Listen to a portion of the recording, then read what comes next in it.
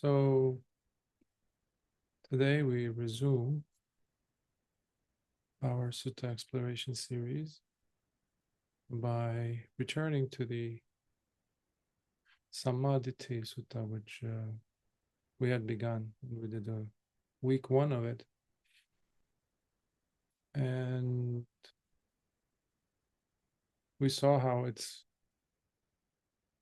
a situation where Venerable Sāriputta is being asked questions from his fellow bhikkhus as to what is it that constitutes, that designates a person as having right view. We saw how beautifully Venerable Sāriputta was explaining the necessity for the person with right view, whom he calls Arya Savaka, the noble disciple. That's what makes a person noble, he says. The view, the right view, the understanding. View is not some intellectual concept, something, a perception, a thing, a belief that you have, an adoption of an idea.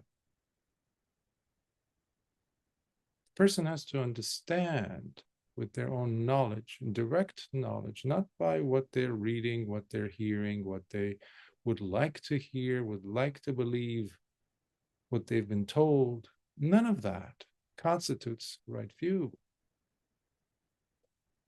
There's a deep, direct comprehension on the part of the person involved, the Arya, the noble disciple. And Venerable Sāriputta starts with Sila. The person doesn't do Sila to show off to people. It keeps it. It's kept secret. It's not discussed, in fact.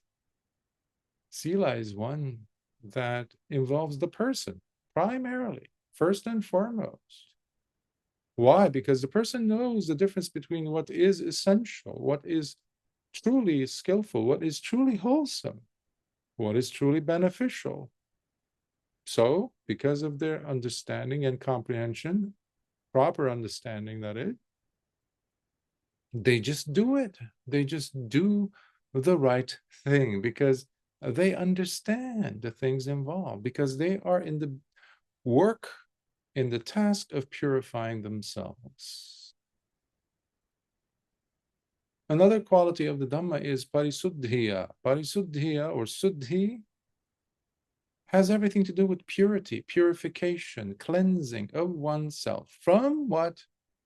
Majjhima diṭṭhi, the wrong view. So we saw how Venerable Sāriputta started with discussing the foundation, the structure of going back to understanding the 10 wrong ways of living one's life, meaning the 10 precepts, or 10 ways of doing akusala kamma, not necessarily 10 precepts, because you have to understand the vachi sankhara, or in this case, the verbal, the precepts connected to the verbal action. There are many, but when someone takes 5 precepts, they're just taking just one, musavada. But musavada has 4 aspects to it. The gossiping, the telling lies, yes. Falsification of information to fit your agenda, to fit your belief, to fit your own narrative. And on the surface, it might look like you're not saying anything wrong, it's not even falsehood.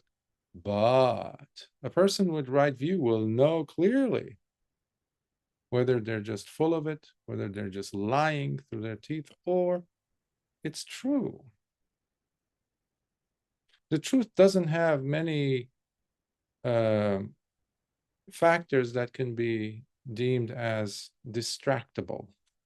It's not so colorful. And for many people who don't like boredom, they like to embellish. There you go. Drama is created in one's life and in the lives of others. And that's why Lord Buddha branched it out into 4. Musavada, gossiping, breaking people apart. Those that come together, they enjoy each other. In the suttas, Lord Buddha says, breaks the unity of people. That's also, sometimes it's called backbiting or slandering or gossiping. The other one is idle chatter, talking about nonsense, especially when it comes to you, the person. So Arya Savaka, the noble disciple, does not engage in idle chatter in their mind to keep the action going, as it were. Going back into the past, thinking about past memories, thinking about past events, thinking about past things that people have said to you or you've said to them. All of a sudden you look and it's been 30 minutes past and you're supposed to be sitting. Oh, that kept you active. Yeah, on the surface, you can tell yourself and others that, yeah, you've been sitting for half an hour. No, you weren't. No, you weren't. You were lying to yourself. Guess what? Musavada again. So you see how many branchings of it there are. So Sammā Diṭṭhi was started by Venerable Sāriputta in this sutta being discussed by the elaboration of the not just ethical, but virtuous characteristics that are integral, that have to be there for the person to even be in the same vicinity as Samma, or right, or wholesome, complete, right view. And then he started talking about the ahara, that are the nourishments or nutriments, and he discussed those. Because the Arya Savaka, the noble disciple, understands their relationship to how he is understanding the Dhamma, to how he's living the Dhamma, and there is no difference between the two. Your understanding of the Dhamma is directly related to how you live your life. And how you live your life is directly connected to your understanding or the absence of understanding of the Dhamma. This is one of the reasons why today this is not one of the liked suttas for modern day so-called practitioners of the Dhamma, because there's the element of repeatability in it, because it's so important to understand. The teachers of old really appreciated hammering it into the mind of the listener, because we are really drenched in wrong views. And this is the person who is the opposite of that. Especially when it comes to seeing the Four Noble Truths in everything that the person does. That is the noble disciple. Noble discipleship, or somebody who is categorized or characterized by that title in the Dhamma of Lord Buddha, is not somebody who attains something. Somebody giving it to you, some mystical state that happens to you, and then you fall back on, you remind yourself of that. No. It is your reality. If you are living with the Dhamma, that's your reality. It does not leave you. You don't walk from one room to the next. You don't go from one country to the next. You don't go from one car to the next, one bus to the next, and all of a sudden it shifts. No. You leave one gathering, one assembly, you go to another assembly. Guess what? It is within you through and through. If there is true Dhamma. If there isn't, it's just made up. And that's what we have today. A lot of made up stuff, a lot of made up stories that people keep telling themselves. Has nothing to do with nobility, has nothing to do with right view. And here we see Venerable Sāriputta again and again talks about that. Why though? Because there is kilesa or kilesaj, the plural, kilesa, diacritical mark on the Pali at the end. But basically, the defilements in the heart of the person, which you could be sitting in the middle of even arahants, and you're absolutely clueless. You're that quintessential spoon that will never taste anything. Anything. And no matter how much you cleanse it, it's not going to help you. Why? Because it's a spoon. It won't taste anything. There's no understanding developing in the person. And that's a dangerous territory to be in and to be stuck in. And many people, majority of the people are in practitioners, that is, are stuck in that world. Why? Because they never understand what is being said in the suttas. They take them at face value. They live their lives the way they live their lives, the way they believe that they need to live their lives, as a separate cabinet, as a separate chamber, as a separate way of life, separate thing. And they leave the Dhamma outside, their relationship outside with the Dhamma, that is. And that's why the defilements never get to be tapped, never get to be touched, never even get a dent on them. When they turn into anusayas, the underlying, hidden, latent tendencies, and then we just justify them by saying, well, that's how I am, that's my personality. And given the language of psychology, we also look at them and say, well, this is how I was treated. I faced some trauma or traumatic experiences. That's how I am now. Okay, you deal with it. Or I've tried, I've gone to therapy, this and that, or I take my medicines, this and that. You have to.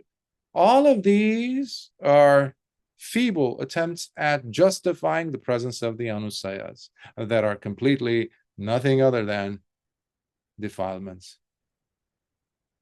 Passions, greed, lust, hatred, ill will, aversion, detesting something, disliking something. And then the third one is the delusion, the willingly staying in Majjhima Diṭṭhi. So that stubbornness that ensues from these maintains the anusayas, maintains the status quo, maintaining the absence of Sammā Diṭṭhi. And in the last portion of what we were covering last time, we saw how Venerable Sāriputta delved into deeper and deeper aspects of the Four Noble Truths to demonstrate as to how the person is able to see, understand, in relation to life, that is, whether it's dukkha, the rising of dukkha, that there is a nirodha, the cessation, the ending of dukkha, and the means to, the know-how comes from the Majjhima pada, which is the middle path, which is what? The Noble Eightfold Path. So someone who has Sammā Diṭṭhi, right view, they're always applying the Noble Eightfold Path. It's not like it's inside the toolbox somewhere in the house that you only get to use that hammer, let's say, once you have to put a nail into the wall or something. So you have to look for that toolbox to get, or go to the garage or something to look for that hammer to do the job. That's not how Sammā Diṭṭhi works. That's not how the Dhamma works. Your life, especially the most touchiest aspects of your life, the sacrosanct areas of your life that you don't question, that Dhamma never will actually penetrate because you never allow it to. For a noble disciple, that's never the case. It takes the whole world that they have, everything that is going on, has gone on, everything, and they dump it into the ocean called Dhamma. Nothing is taboo. for the Dhamma to access. Nothing is beyond the Dhamma. Why? Because they are humble. They're willing to drop everything. And that is the essence of renunciation, nekhamma. Without renouncing your wrong views, it's impossible for you to attain right view. Impossible. You have to let go of your wrong views. They can't occupy the same space. Your ignorance and the Dhamma cannot be in the same place. Impossible. And that's why the person does not grow. Plain and simple. The outside situations mean little, if anything. Why? Because the person has been carrying the kilesas in their hearts from life to life, and each life, guess what, has had its own issues, its own stigmas, its own stains, its own scars. And they change. But the defilements will use everything to their own advantage. So now when we get to a section, we stopped at aging and death, sometimes called decaying and death, jara marana. Getting old is another way of saying aging, which terrifies people. To get old, to not have things be the same. So let's continue from there. So again, this is the Majjhima Nikāya 9, the middle length discourses, number 9, Sammā Diṭṭhi Sutta. Aging and death. Then the bhikkhus proceeded to ask the Venerable Sāriputta a further question, as they said, "But friend, could there be another way of describing a noble disciple other than one who possesses right view, whose view is unmistakably accurate, someone who has in his heart the unshakable and personally verifiable faith and confidence in the Dhamma, the one who has finally attained to the true and genuine Dhamma?" Yes, friends, there could be another way of describing a noble disciple. Whenever, friends, a noble disciple looks at the facts of aging and death, he does so carefully as he comes to see and understand them. Similarly, he doesn't say, by the way, as he comes to see from others, as he hears from others, as he conjures up, as he reckons from what he has read, what he has heard other people say. No, it's all personal. He does so carefully as he comes to know and see and understand them. Similarly, he looks at the origin and cause of aging and death, which he does carefully as he comes to see and understand it. Similarly, he looks at the cessation and ending of aging and death, which he does carefully as he comes to see and understand it. And he looks at the path that leads to the cessation and the very ending of aging and death, which he does carefully as he comes to see and understand it. Did you see how he used the Four Noble Truths? He sees aging and death. Okay, that's one. What is that? Dukkha, the first aspect. Then he's going to go ahead to the origin. He looks at the origin cause, samudaya, the point of origin of what? Jara marana, aging and death. Okay, he doesn't stop there. Otherwise, we'll be stuck in pessimism. No, Lord Buddha taught two things, right? Dukkha and the way out of dukkha. So now this is the way out, the two other aspects of the Noble Eightfold Path, the third and the fourth Noble Truths, which is Nirodha, the cessation of aging and death, and the way out, the path out. So he just is using the formula of the Four Noble Truths through and through. In this manner, friends, he would be declared a noble disciple, one who possesses right view, whose view is unmistakably accurate, someone who has in his heart the unshakable and personally verifiable faith and confidence in the Dhamma. Verifiable by whom? Verifiable faith and confidence in the Dhamma of the person. That's why even if you stand alone and the whole population of devas and humans are looking at you and pointing the finger and saying, you are wrong. Every book out there is saying you are wrong. Except for the suttas, of course. except for Lord Buddha's statements and your own personal experience. You stand there strongly and you say, well, I'm sorry that you guys don't see it, but this is what it is. This is the Dhamma. And there's peace, there's non-agitation in the heart. There's this verifiability. By whom? By oneself. Because that is the place from where awakening continuously takes place. It's not a one-time thing. And then the one who has finally attained, Venerable Sāriputta says, to the true and genuine Dhamma. Now, friends, what is meant by aging and death? So now he's going to get into the nitty-gritty. What is the origin and arising of aging and death? What is the ending and cessation of aging and death? And what is the path that leads to the cessation and very ending of aging and death? So now he's going to bring it closer to earth for the common person to understand the conventional realities, basically. That which for the numerous and diverse beings in various classes and realms of existence is considered becoming sick, aging and getting old. Whether through the decaying of the body, the loss of teeth, loss of luster of the skin, having gray hair, becoming wrinkled, the loss of vitality, as well as the breakdown of mental faculties.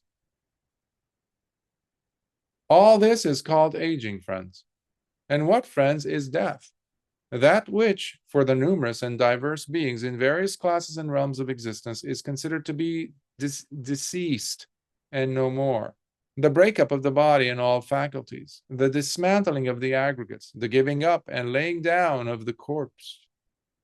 This, friends, is called death. So these two, friends, one termed as aging and the other as death, are what is meant by aging and death. How beautifully, how succinct, how clear. No, there's no questions there. It's very matter of fact. Now, friends, both aging and death originate and arise with the taking of rebirth. So he's saying basically, if the person is born, these things will follow. Whereas they both come to cease when rebirth is ended. As for the path that leads to the ending and cessation, so he's now addressing the third noble truth, right? And because when there is no rebirth, he's saying, there goes decay and death. There goes jara marana. There goes the aging process. And if there's no aging, there's no death here as well. Done. Why? Because the culprit is out of the picture now. It's destroyed. What? Birth, jati, or rebirth is gone. As for the path that leads to the ending and cessation of both aging and death, it is none other than the Noble Eightfold Path. That is, right view, right intentional thought, right speech, right action, right livelihood, right effort, right mindfulness, and right concentration. If and when you see, or if others see clearly that you are not developing in your practice, guess what? There's a problem with your the practice is none other than the practice of the Noble Eightfold Path, by the way, okay? It's not just your meditation practice. It's not just Sila. No, that's why anyone who just focuses on Sila might end up in the hell realms. Never grow in this Dhamma and discipline, despite the fact that they're even probably practicing all 227 of the Bhikkhu's rules. Even then, there's no guarantee. If the Noble Eightfold Path is not followed. So what I'm saying here is, when it is clear that either to yourself or to others, that you are not developing in your practice, then it means at least one of these 8 is not there. You're not applying it.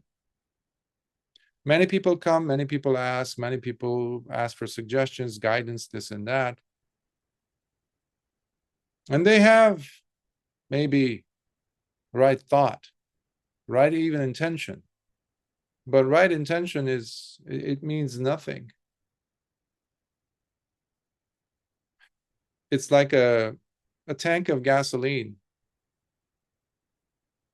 that a car needs to travel. It's just a tank of gasoline sitting outside in the sun.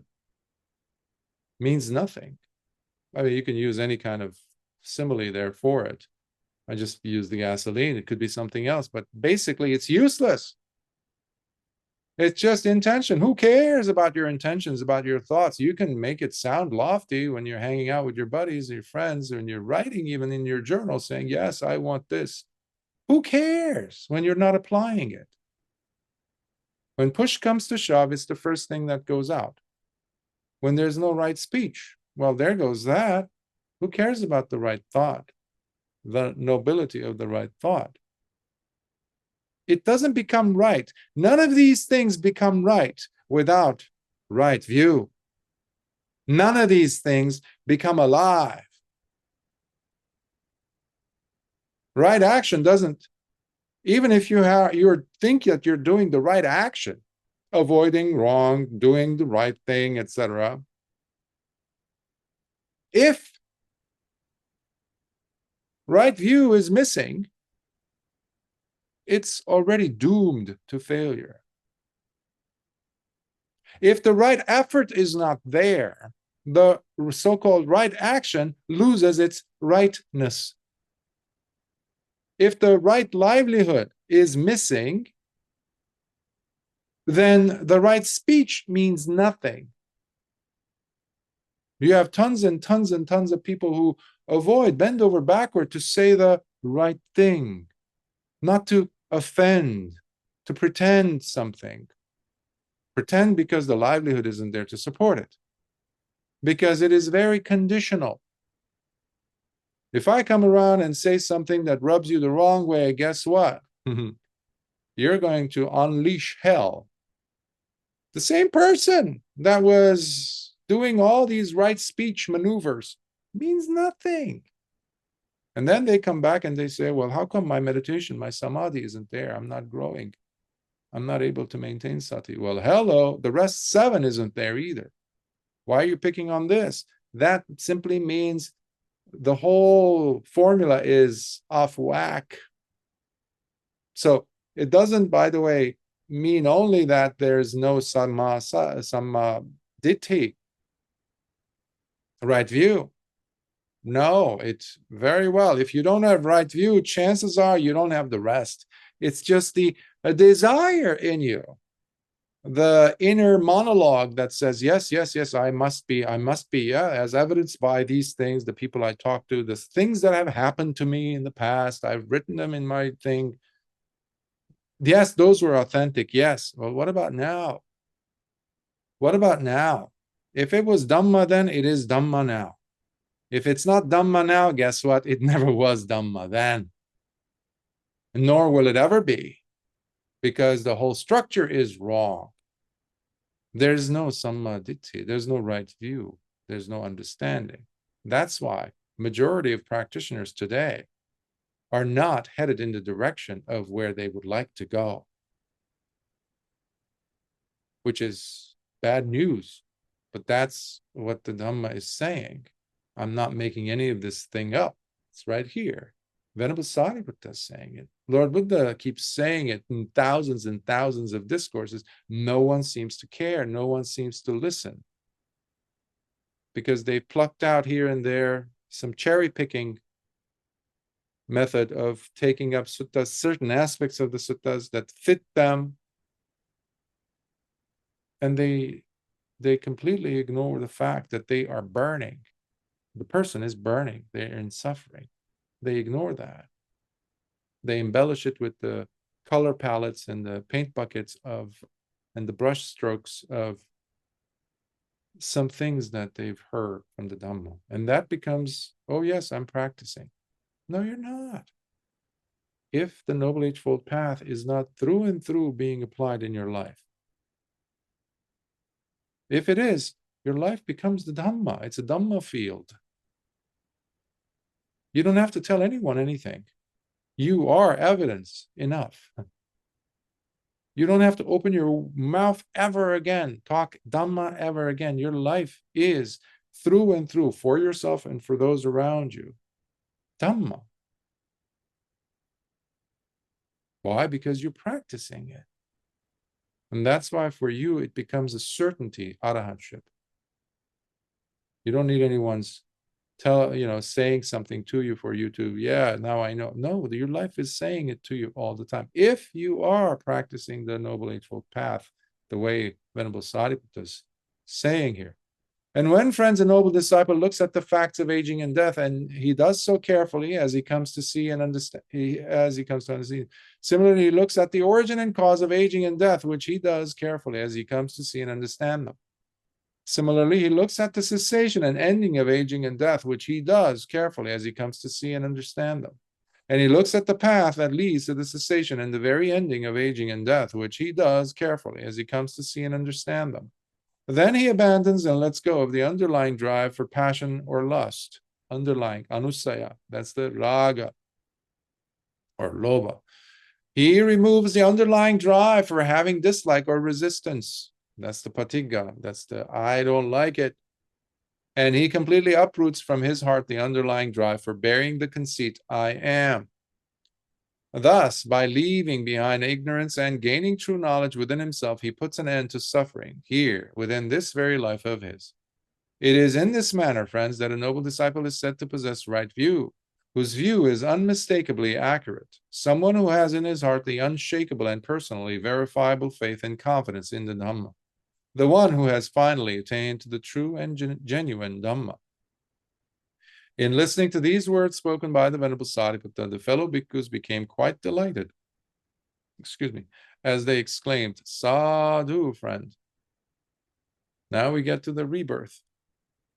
Then the bhikkhus proceeded to ask the Venerable Sāriputta a further question, as they said, but, friend, could there be another way of describing a noble disciple, other than one who possesses right view, whose view is unmistakably accurate? By the way, how can one possess right view? Lord Buddha says this clearly in the suttas.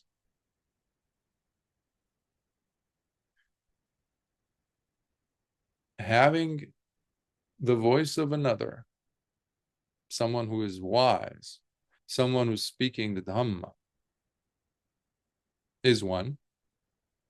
And the other, even more important, is, which actually makes it possible for you to even hear a voice of another speaking Dhamma to you, and that is yoniso manasikara, wise, radical attention, reflection on what is being said, what was said, what is the relationship of that with what I'm going through, what I am thinking, how I'm thinking, what I am experiencing, what I'm understanding. That's all yoniso manasikara department.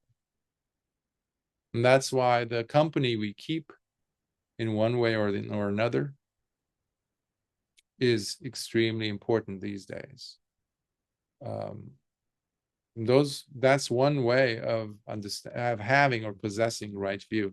And you can't possess right view. It's not like a briefcase that you put something in there, now it's yours, or it's a bank account. No, I'm not trivializing it here either by using these images, but many people do think that it's locked in. It's like in their account, so money, it's there, it's theirs.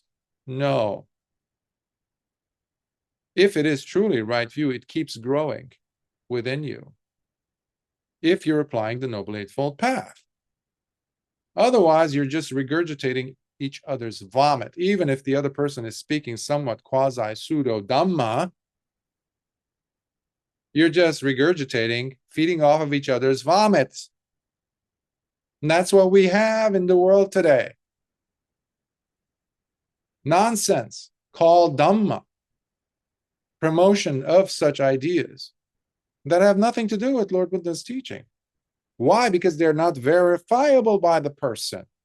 Because they're enjoying the companionship more than the Dhamma. Because you do not need anyone to be practicing the Dhamma. Ultimately, all you need is your own personal verification of the Dhamma, starting with Sila, then Samadhi, then Panya. Those are other embellishments that could help. But if it's the wrong crowd, they definitely, most certainly, will destroy whatever possibilities the person might have had in becoming noble disciple.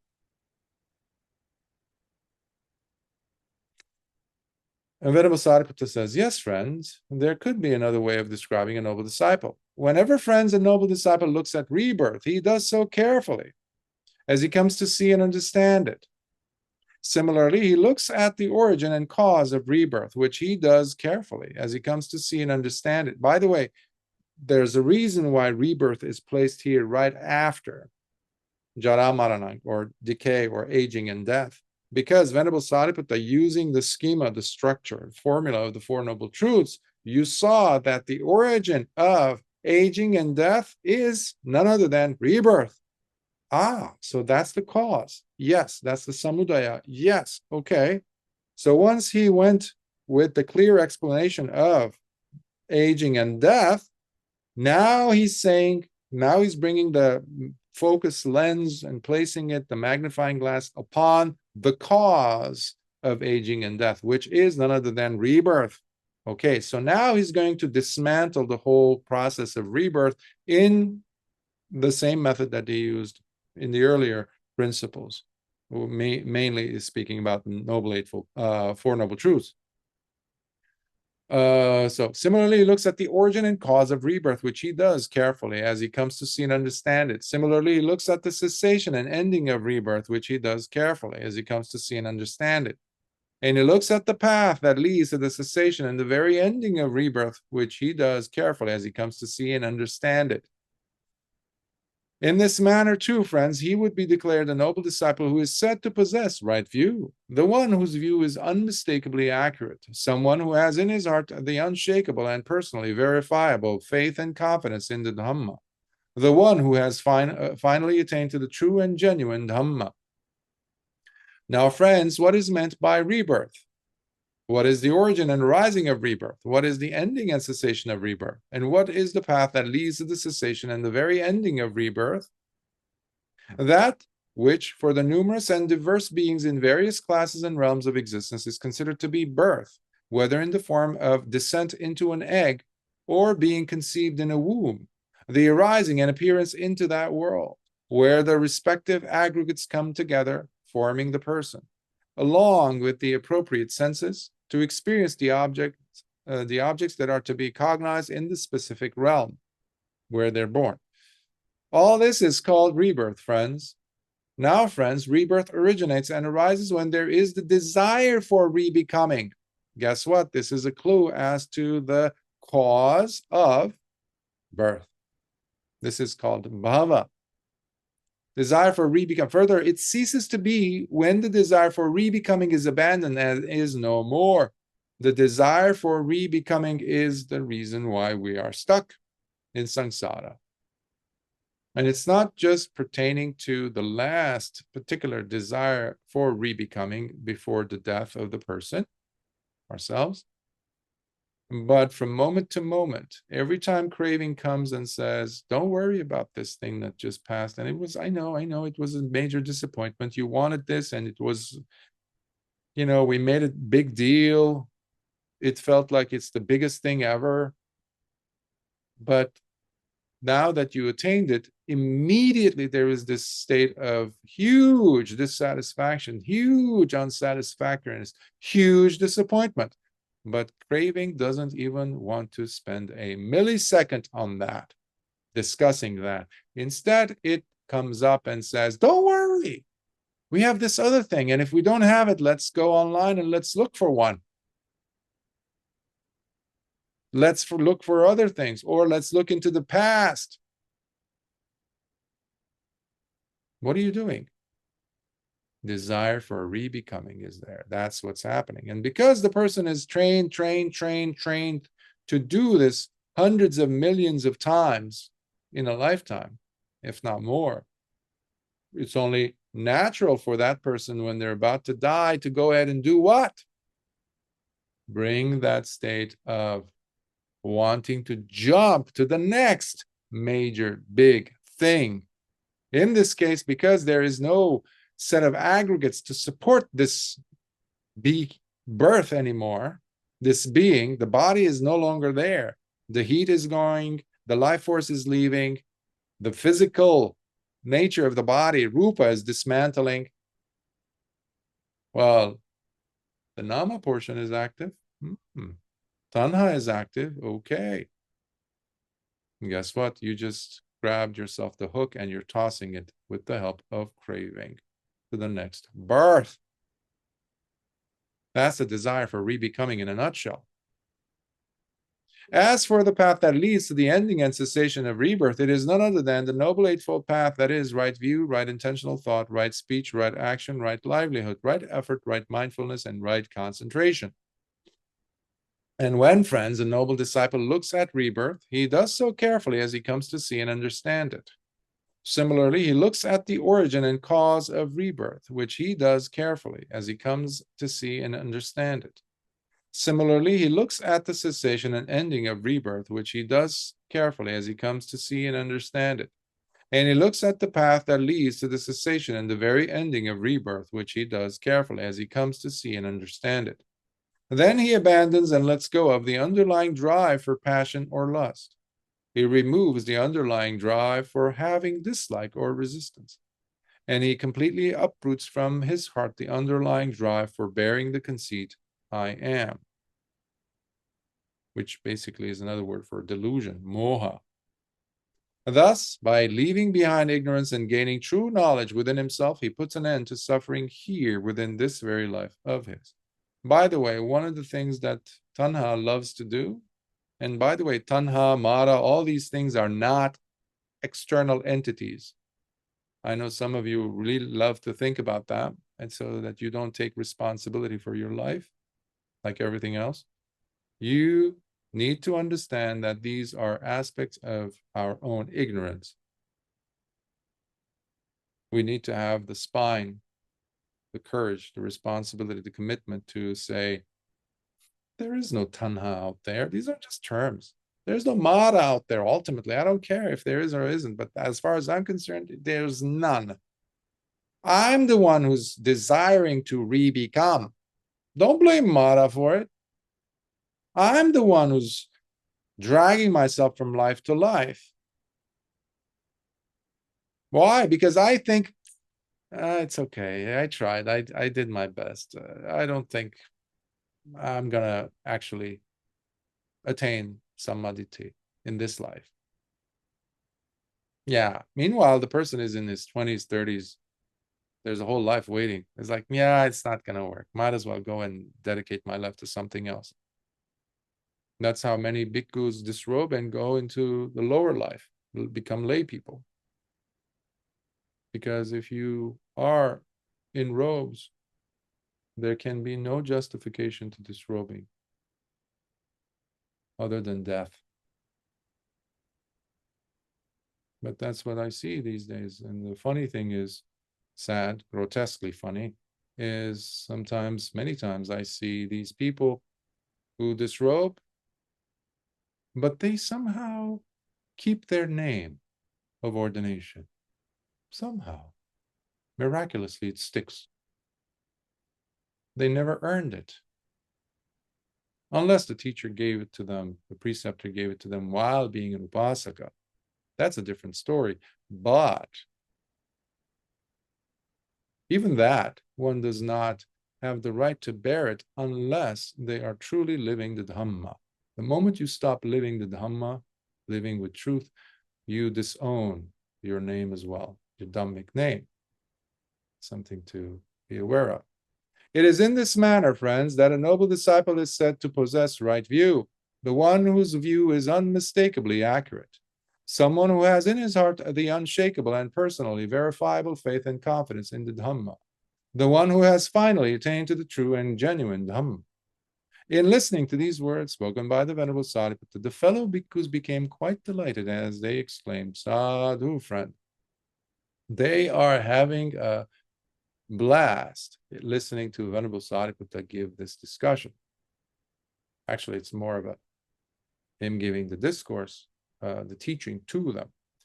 So now he's going to go into the desire for rebecoming, because that is the cause, that is the samudaya for rebirth, as I was explaining earlier.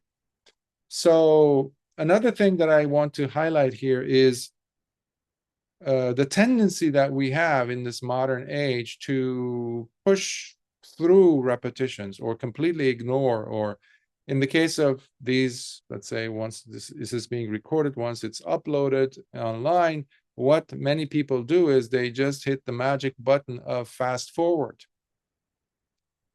That is one of the quickest way to fast forward yourself to death, meaning loss of opportunity to learn the Dhamma, possibly to birth in hell, basically, ultimately.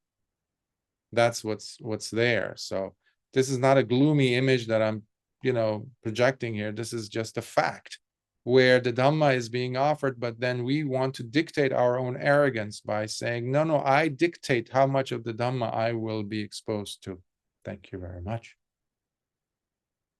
If Venerable Sāriputta went through the trouble of clearly delineating one after the other these points, and the countless bhikkhus that have recited for the first several hundred years these suttas to get it to the future generations, and eventually they were carved down by some miracle, somehow survived through the course of time, cultures, ages, ignorance of many commentators trying to do this and that, and just other conditions and human frailties. Somehow we still have it here now in this form that I just translated, and I'm going over with you to do my small part. When people go ahead, whether it's this, whether it's another version of it, or another, digital version or published version, doesn't matter. When you go ahead with the dotting thing in your mind or in your behavior by simply blanking out and saying, oh, it's already the same thing. It's Venerable Sāriputta saying it, so I'll just stick through it, but I'll just blank out. You're already practicing wrong sati. You're not practicing Noble Eightfold Path already. Might as well just get up and leave. Don't even listen. If it's a recording you listen to, it's not going to do anything. But there's a value in repetition. When we were learning any language, our mother tongue, it wasn't just like ABCs or something like that were given once and that was it. No, there was a value to the repetition portion of things. But if it is for our conventional communication skills that is crucial, imagine how crucial it must be. It is for us when it comes to the Dhamma, because you are dealing with eons, beginningless time of maintaining asati, of maintaining avidya, of maintaining a life drenched in dukkha through and through. That is what you're fighting against. Your drive to stay in that, that's what you're fighting against when you're listening to the Dhamma, when you want to hear the Dhamma, when you want to be present for the Dhamma. So be present fully for the Dhamma in order for the Dhamma to work for you. Otherwise, it's not even lip service. It's nonsense. Might as well go and learn how to lay bricks. At least you build a wall at the end. Maybe it turns into a house. Keeps you warm. It's even more beneficial than that, than listening to a Dhamma with a fast forward or dotting your way through idiocy. That's what we do, though. We like to have this sense of control, which stems from straight out of arrogance.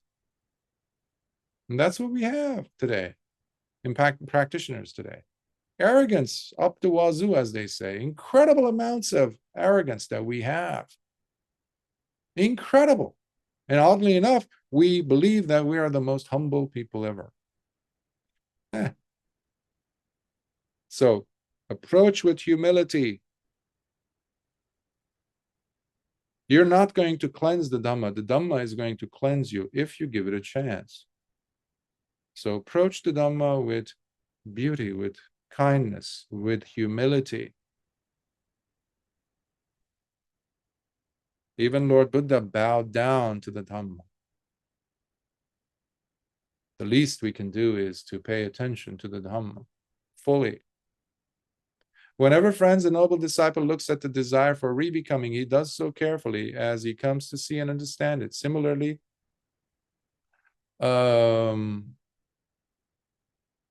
yes, I think I didn't go over that. Yeah, as he comes to see it, Did I?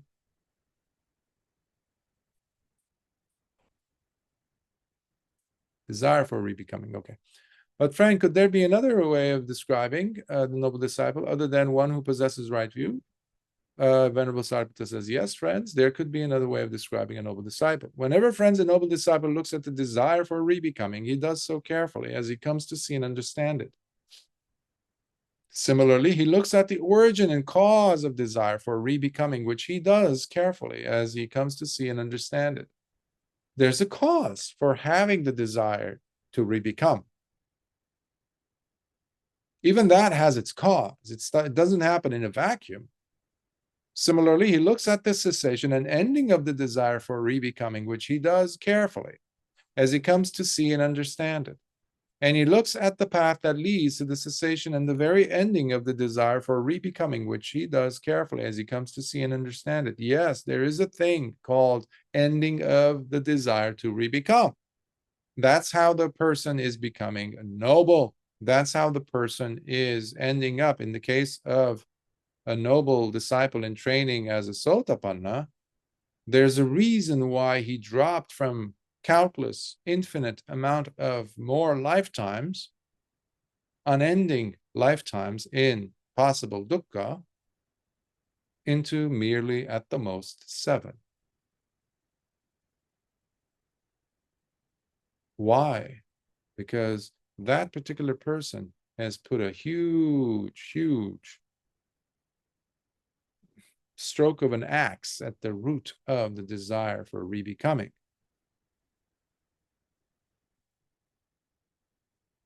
So it is possible, of course. That's what I'm trying to say, let alone for the arahants who have completely relinquished it.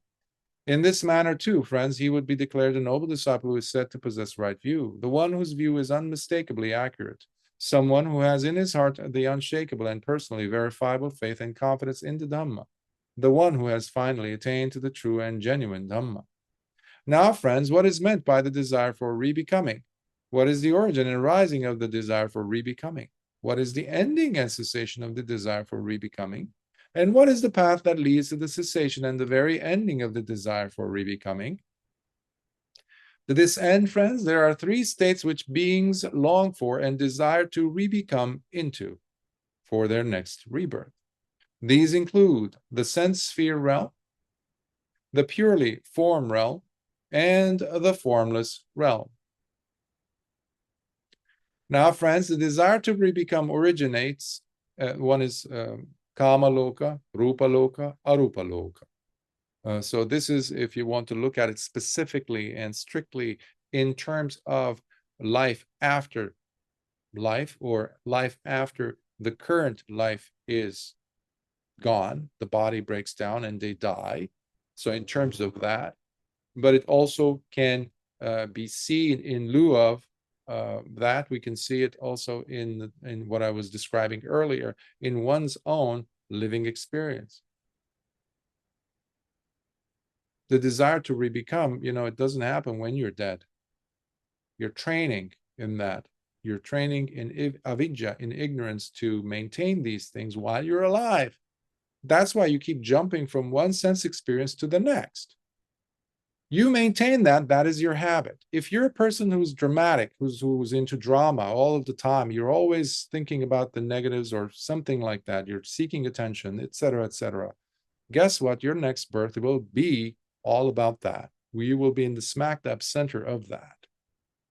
Nothing special is going to happen where Dhamma is going to be appearing in you when your whole life has been nothing but that. So it's not going to be a complete shift, day and night difference. No, it's impossible. If the person has lived only thinking about raga or lust after this, passions, this and that, they're not going to be reborn in a pure abode of anagamis. They're not going to attain arahantship at the moment of death. It's not going to be possible. Why? Because the brain has been trained to be functioning in a certain way. If you believe that after death you're going to go to, let's say, your mother, if your mom has died, let's say, and she's in heaven, if you believe that, already we're talking about, realm of form. You're already there. So you are spending your whole life thinking about things like this. Guess what? You might land in a heavenly realm, but you might also land in a, not also, but you might land just as well in another realm of form that doesn't have the necessary other bells and whistles of heavenly divine qualities. But all these three realms are already part of the whole experience of dukkha. Now, friends, the desire to re-become originates and arises when there is the longing to grab and hold on. That is the cause. Let's see. Thus, the desire for re-becoming ceases when the longing to grab and hold on is abandoned and is no more.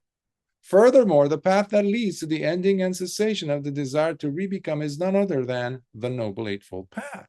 That is, right view, right intentional thought, right speech, right action, right livelihood, right effort, right mindfulness, and right concentration. Each of these should not be simple repetitions in even the way I said it, for example. Oh yeah, I know the Eightfold Path, boom. Some people use the 12 links of causal relations, paticca samuppada, conditioned arising, as that. It's become like ABCs, A, B, C, D, F, G, H. Like we used to compete with when I was a primary school teenager, as to how fast we could say ABCs. How many seconds would it take? Who cares? But it's dangerous when we approach it with this. These are not trivia. These are not like learning the scores of a game, like an almanac or something like that. These are not empty. So every time you remember the Noble Eightfold Path or any aspect of it, let's say the right livelihood or right mindfulness, the right effort part or something, right speech, that's an opening for you to dive in to reality and see your relationship to that Samma, to that whatever it is that's being highlighted by you, for you. Is it really right action that I engage in? Which part of it is right action? Tell me. This is you addressing yourself.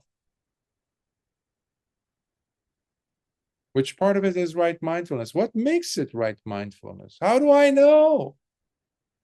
That is where you need to sit with yourself and put all the stuff that you've been telling yourself aside and look at the reality of you in relation to the suttas, in relation to what Lord Buddha said. And when, friends, a noble disciple looks at the desire for re-becoming, he does so carefully as he comes to see and understand it. Similarly, he looks at the origin and cause of the desire for re-becoming, which he does so carefully as he comes to see and understand it. Similarly, he looks at the cessation and ending of the desire for re-becoming, which he does so carefully as he comes to see and understand it. And he looks at the path that leads to the cessation and very ending of the desire for re-becoming, which he does so carefully as he comes to see and understand it. Then he abandons and lets go of the underlying drive for passion or lust. He removes the underlying drive for having dislike or resistance.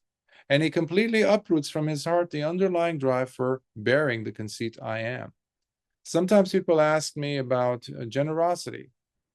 Well, the person might not be inclined towards delving deep into the Dhamma intellectually to try to understand it comprehensively in his mind, let's say processing it. But the generosity, especially when they ask me, that's usually a telltale sign that there's a problem in that area. Why that question, not something else? Well, why? Because that is the knot. That is the place where there is a blockage. And usually, if not always, whenever there's a blockage, there are these three kilesas. Now, the mind comes in and tries to minimize it, belittle the problem, or completely avoid it by saying, no, no, no, no. But when you look at it in terms of the kilesas, the defilements, you start seeing that there is, in fact, lust. There is, in fact, passion to maintain the status quo, to maintain that, I don't know, the savings account, to maintain that, to maintain this. So there's lust there, there's passion there, there's greed there, which cannot exist when there is dana. That's why the dana is an antidote that Lord Buddha used to address passion for possessions, upadhi, assets. We live in a culture that is worshiping assets. You talk to anybody who's done finance or economics, that's what they worship. Assets versus liabilities. Maintain your liabilities at the minimum, they say. Okay, so they worship. The more assets you have, the more value you have. You can liquidate, you can have money, all these terms that they've come up with. What are they doing? They are maintaining and run by anusayas, the hidden tendencies. One is raga, passion. In this case, greed. The second is the dislike or the resistance to giving away something you possess, which you worked hard for. Well, at least it's yours. Why? There's a big plate of food I have. You're hungry or you need food. I can see it. The logic comes and says, well, they have some food coming in tomorrow. They should be fine. In fact, that food's going to be more than what I'm eating now. Oh, in fact, I won't be here. I don't even know if I'm going to have food tomorrow. So if I give my half to you, which I know that you're going to get food, I don't even know where my food's going to be coming from tomorrow. So might as well I eat that. Do you see what the mind is doing? All these are run by your kilesas, defilements.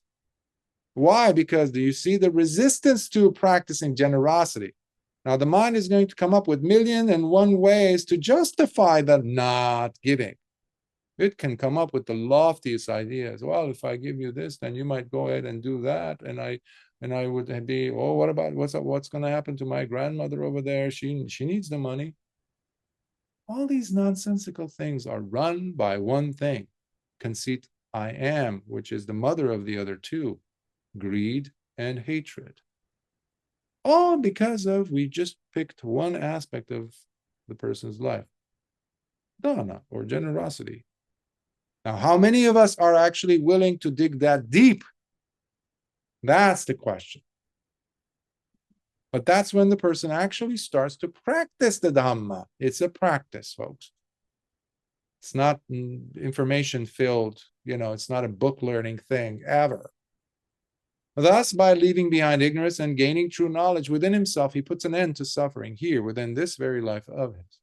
It is in this manner, friends, that a noble disciple is said to possess right view, the one whose view is unmistakably accurate, someone who has in his heart the unshakable and personally verifiable faith and confidence in the Dhamma, the one who has finally attained to the true and genuine Dhamma. In listening to these words spoken by the Venerable Sāriputta, the fellow bhikkhus became quite delighted as they exclaimed, Sadhu, friend.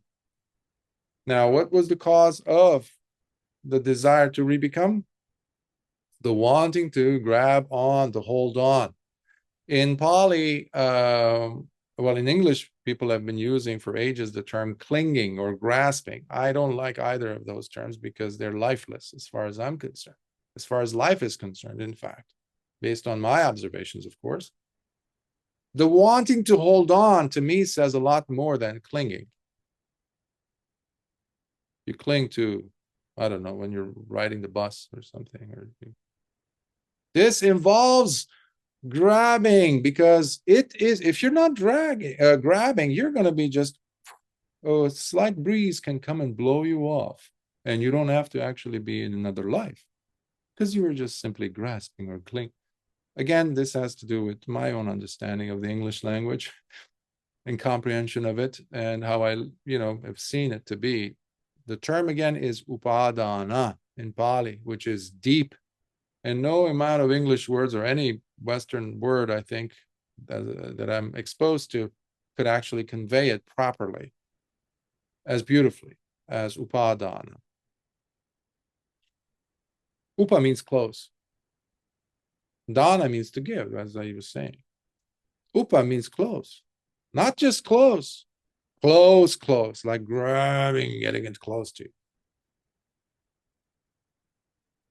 This was actually upa, the term, it comes to me over 35 plus years ago when I was sitting and I was asking my teacher, my first teacher, a Buddhist monk, elderly Mahatera. And he was teaching me about the structure and the history of Indian philosophies and all that, starting, that came where Buddhism came, the Dhamma came at that time, prior to Lord Buddha, contemporaries of his, and then the Dhamma. And the term that came up was Upanishad or Upanishad.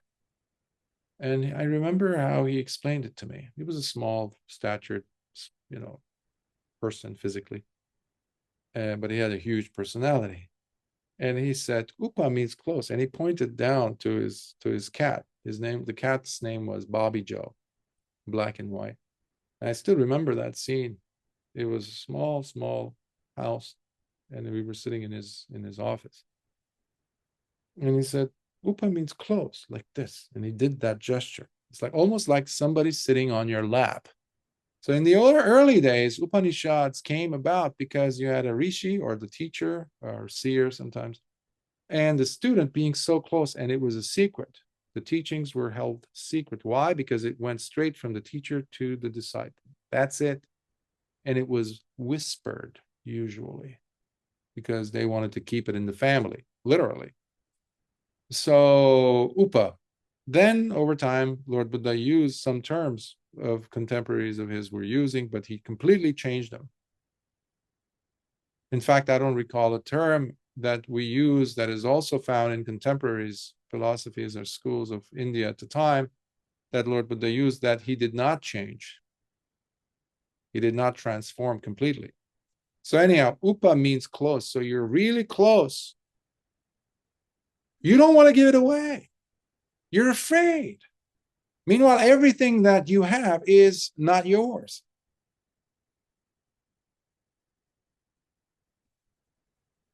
You don't even beg for your breath, but that's exactly what we do.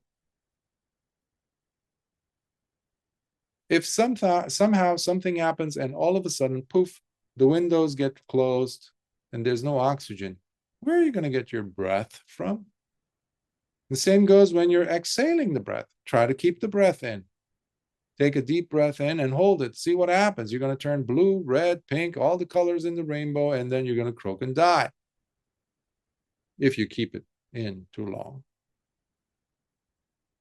But we expect it to be able to expel from our lungs. When you're walking, you never ask the ground, "Hey, could you please become solid?" No, you're on your phone talking to someone else. As you're walking, you're expecting the sidewalk to be there, the ground to be there. We're always dependent. There's nothing that belongs to you, but somehow we grab on. So upadana is the opposite of dana. You can think of it like that also. The person wants to grab on to their experiences of longing, of love, of craving, of this and that. Not just beautiful things, by the way. The trauma, this, that, you did this to me, they did that to me, oh, life, da, da, da, da, da. You're grabbing on what? Upadana, which is your hook to bhava, which is your hook to birth, which is your hook to aging and death. That's how the hookup happens. Then the bhikkhus proceeded to ask the Venerable Sāriputta a further question, as they said, "But, friend, could there be another way of describing a noble disciple other than one who possesses right view, the one whose view is unmistakably accurate, someone who has in his heart the unshakable and personally verifiable faith and confidence in the Dhamma, the one who has finally attained to the true and genuine Dhamma? Yes, friends, there could be another way of describing a noble disciple. Whenever, friends, a noble disciple looks at the longing to grab and hold on, he does so carefully, as he comes to see and understand it. Similarly, he looks at the origin and cause of the longing to grab and hold on, which he does carefully, as he comes to see and understand it. Similarly, he looks at the cessation and ending of the longing to grab and hold on, which he does carefully, as he comes to see and understand it. And he looks at the path that leads to the cessation and the very ending of the longing to grab and hold on, which he does carefully as he comes to see and understand it. In this manner, too, friends, he would be declared a noble disciple who is said to possess right view, the one whose view is unmistakably accurate, someone who has in his heart the unshakable and personally verifiable faith and confidence in the Dhamma, the one who has finally attained to the true and genuine Dhamma. By the way, in this case, doesn't necessarily mean that the person has become an arahant. No, Arya Savaka means any of the 4 major categories of awakened ones, because it's unshakable, the verifiability of the Dhamma. At no point in the person's life will they ever have doubts as to what is not Dhamma. At no point after they've attained, let's say, I'm talking about Sotapanna, the first stage of awakened ones, who's seen, glimpsed, and now has right view. Right view doesn't happen like just once and that's it, it's out. It deepens. It deepens. You don't leave the room and go somewhere else and do things. No, it deepens. It becomes your part of your life. So somebody who attains the first stage of awakening is already an Arya Savaka. That's why they rely on their verifiability. Lord Buddha says even in the suttas that a person who has attained Sotapatti, if they're so inclined, if they really are ready, despite the fact that they're merely the first stage, they can go all the way to arahantship over time, without the need of a teacher, physical presence of a teacher. That's how strongly the Dhamma's presence is. That's how powerful it is. That's why they have the certainty that they are in the stream. They have won it. The stream is, in fact, not just any stream. It's a powerful flow to it. There's a powerful push to it, to the stream that takes you straight to the ocean. Which in this case, I'm using a reference to, the reference here is to the full awakening of an arahant. But Arya Savaka here is not meaning only an arahant who is going through. No, Venerable Sāriputta is now also talking about all categories of nobility. To this end, friends, you must understand that grabbing itself has 4 aspects or layers to it, whereby one longs for and wants to hold on to things. These are grabbing on to sensual pleasures and things to do with the senses, grabbing on to views, beliefs, or concepts. This is, I think, the hardest to let go of, these views. It's so difficult, and that's why even individuals I've spoken to who come to me or who insisted, who stated that they are noble, which kind of is like, doesn't work, oxymoron, like they don't do that. Dhamma doesn't work like that. You don't have to convince anybody or find the right words to express it, in a sense. The person, if they are, they are. But in order for them to be Arya, noble, they are the quickest to let go of their views. That's why majority of individuals who say today that they're not. Because you see, earlier I was mentioning about arrogance. Where does arrogance come from? The presence of views. This is, or these are the way these things are supposed to be. Why? Does it say so in the books, in the suttas, in Lord Buddha's statements? No, this is how they are. Okay. Beliefs or concepts. You see it everywhere. People are afraid to relinquish their ideas or their views that they are superior to other beings. I've seen this in the Middle East. People believe that they are superior because their book says so. They are the chosen people. All that nonsense. How could you be chosen? By whom? Oh, this person that you conjured up, that you stole from other traditions and you claim to be this, And they say this being, this super God, whatever, chose you out of all these people to be the chosen one? Really? Wow. Superiority complex much? But that's what we are. But you don't have this in one culture. I've seen this also within Buddhist circles. You go to Asia and there is this, if you really get deep enough, you see in the culture, you see how in some individuals, some teacher types, there's this strong belief that anybody who's not Asian, and specifically their type of, from that part of the world, that culture, anybody who doesn't fit that, then it's questionable as to the attainments that you could come to us telling us, yeah, this is it. No, because that doesn't work. The Burmese had this towards Indians. The Thais have this towards Burmese. The Sri Lankans have this towards the Thais. The Thais have it towards the Sri Lankans. Burmese have it towards the Sri Lankans. The Sri Lankans have towards everyone. Well, where is the Dhamma in all of this nonsense? Because the person has nothing to do with the Dhamma, has nothing to do with universal values, noble, wholesome values. It has to do with people's stupidity. Plain and simple. Why? Because they want to do what? The gesture says it all. Keep it in here. Keep it in the family.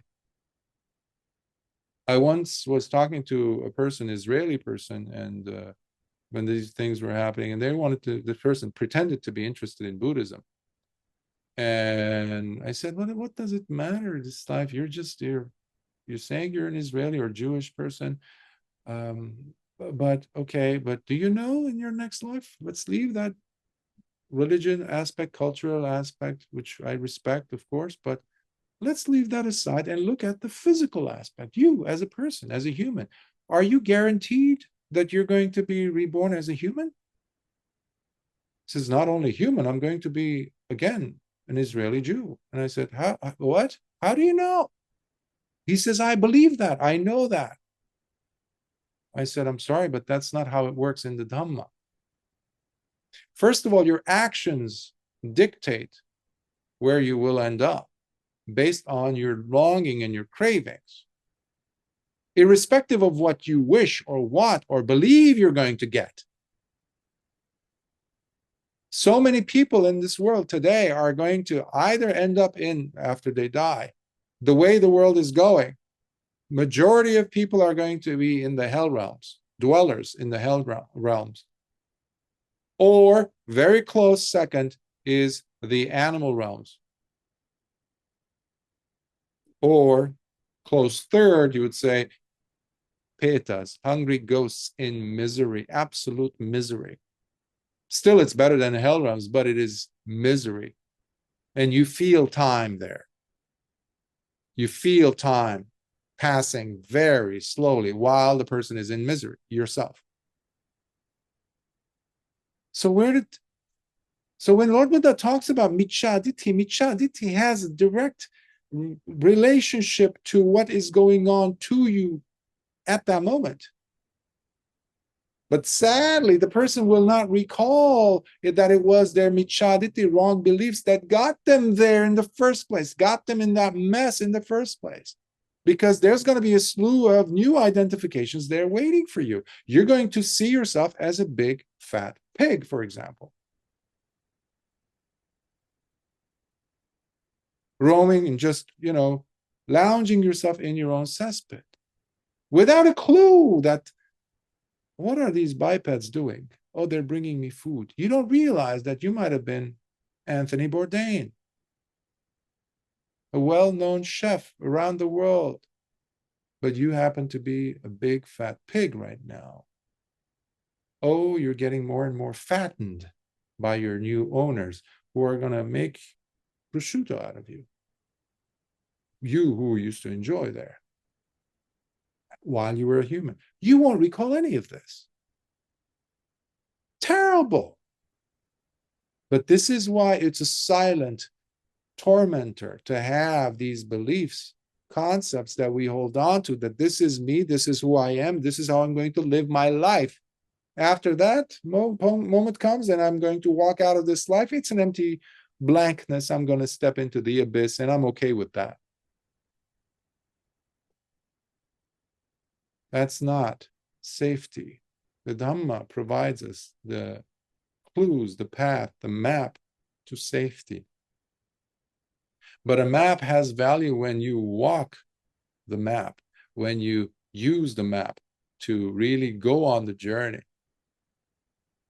People in the UK years ago, for a few centuries at least, there was the Royal Geographic Society, I think it was called. I think it's still there. But anybody who wanted to go on an expedition, usually they were like coming from the posh families or educated upper classes of British society, they would go to, and they would either get membership, but they would have access to all these maps, wonderful maps that explorers have brought from either Europe or they've gone and made them, etc., copied them, but they were there. It's a treasure. So anybody who has never, in those days, there was no internet, no Reader's Digest, no Encyclopedia Britannica and things like. People used to go and look at these maps and they would get so inspired. Some of them, not all. And then they would hitch a ride on one of the HMSs or something like that, and they would go off to these foreign lands to try to see what these images were all about, these descriptions. Otherwise, they're just a map, and they're there. The Dhamma is there. It's dead unless you bring it alive into your life. And it can't be alive in someone else while you're looking on. It's pointless. It's really sad to do that. That's why Lord Buddha always looked upon students who just were like, oh, Bhante, oh, Bhante. And every moment they were like, oh, Bhante, oh, Bhante, oh, Bhante, Bhante. Just worshiping him, just looking at him and just doing all these rites and ritual type of nonsense while not practicing. And he would look at them and just would, you see it in the suttas. I mean, it has this pathetic thing, it's just like, the person it doesn't even deserve karuna because they don't know what to do with it. So you have pity. You have pity for such individuals, like Nikāya when he showed up at the end of his life. This is a person who just kept beating around the bush and never doing the practice, pretending to be wise, smart, big questions. At the end of his life, he shows up and Lord Buddha says, oh, now you show up. We've done that sutta I think a couple of years ago or something. And Nikāya says, that it's, really hit the fan, as they say. He wants to, Bhante, please, please. He says, what makes me, why? Why should I believe you now? Please give me a tool, as if he hasn't given them enough. As if he hasn't given him enough. Please, Bhante, I realize it says, time is temporary. It's just, look at you with all this information I've given you for years. Look at these young monks here. What am I going to teach them? What kind of a role model are you? He says these words. Check him out. He says, Bhante, please, I realize I will put it as, okay. He sounds convincing. And Lord Buddha says, okay. He gives him an instruction and he goes, and he does push himself out of his conceits, out of his arrogance, out of his stupidities and stubbornness, and he actually really walks the path for the first time, and he attains. That's what's necessary. No one else will do it for you. No amount of talking will do it for you. No amount of imagining or dreaming or hoping will definitely do it for you. None. Because you're going to be skewered and cooked as you watch. Initially, in the first few milliseconds, you're going to remember where you were and the opportunities you lost. But then you're not going to remember anything, especially in the hell realms. You will be too busy screaming. Terrible, terrible, beyond anything. That's why Lord Buddha always said there's not a proper equivalent to describe the horrific state of beings who are born in the hell realms. Similarly to the ghost realms. And animal realms, it's You look at the dog is being petted or a cat, you think, oh, how cute. No, they are lost in delusion.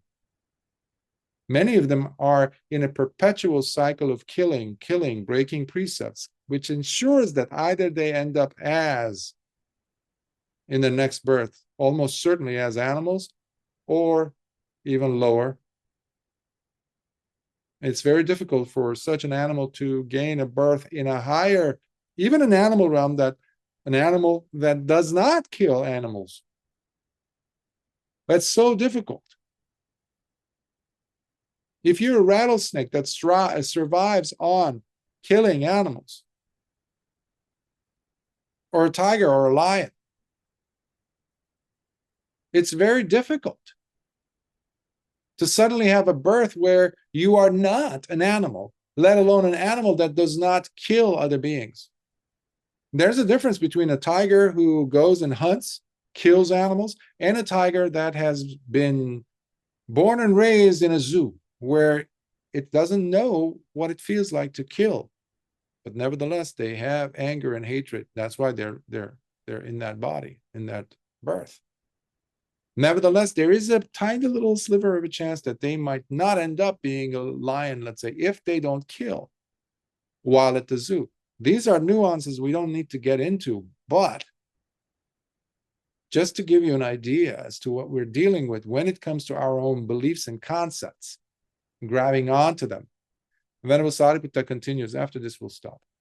He's still explaining what nature of grabbing indicates here. Grabbing onto, other than beliefs or concepts, he says, grabbing onto precepts, rituals, or ceremonies, and grabbing onto the idea of having a substantially unchanging selfhood or personality. Now, friends, the longing to grab and hold on originates and arises when there is craving in the heart. Thus, the longing to grab and hold on ceases to be when the craving in the heart is abandoned and is no more. Furthermore, the path that leads to the ending and cessation of the longing to grab and hold on is none other than the Noble Eightfold Path. That is, right view, right intentional thought, right speech, right action, right livelihood, right effort, right mindfulness, and right concentration. And when, friends, a noble disciple looks at the longing to grab and hold on, he does so carefully as he comes to see and understand it. Similarly, he looks at the origin and cause of the longing to grab and hold on, and he does so carefully as he comes to see and understand it. Similarly, he looks at the cessation and ending of the longing to grab and hold on, while he does so carefully as he comes to see and understand it. And he looks at the path that leads to the cessation and the very ending of the longing to grab and hold on, and he does so carefully as he comes to see and understand it. Then he abandons and lets go of the underlying drive for passion or lust. He removes the underlying drive for having dislike or resistance, and he completely uproots from his heart the underlying drive for bearing the conceit, I am. Thus, by leaving behind ignorance and gaining true knowledge within himself, he puts an end to suffering here within this very life of his. It is in this manner, friends, that a noble disciple is said to possess right view, the one whose view is unmistakably accurate, someone who has in his heart the unshakable and personally verifiable faith and confidence in the Dhamma, the one who has finally attained to the true and genuine Dhamma. In listening to these words spoken by the Venerable Sāriputta, the fellow bhikkhus became quite delighted as they exclaimed, Sadhu, friend, sadhu, sadhu, sadhu, indeed. Bhante Sāriputta, for this exquisite explanation. We will stop here at the craving in the heart. So Venerable Sāriputta, hopefully next week, when we continue, we'll be resuming from there, where he addresses the craving, tanha, in the heart. Any questions, comments, or thoughts before we transfer some merits?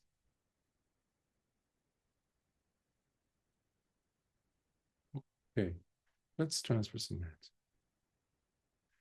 Akasatha chabumata devanagamahiddhika punyantang anumoditva chirangrakhantu lokasasanam. Akasatha chabumata devanagamahiddhika Punyantang anumoditva chirang rakhantu desana. Akasatha chabumata deva nagamahidika. Punyantang anumoditva chirang rakhantu mamparanti. Sadhu, sadhu, sadhu.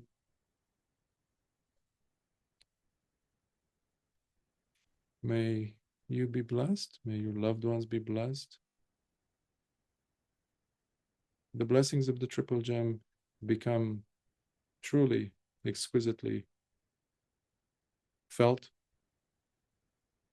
as real when you and your relationship to the Dhamma becomes real. Otherwise, we're the same as any other faith-based religion out there. You are the fuel to whatever is going on, good or bad. You change it to the better, you get closer to the Dhamma. And we live a wholesome life, happy life, joyful life, a true life. And that is something that I wish upon us all. And may your Sila, Samadhi, Panya continue to grow. Until next time. Sukhi Hot.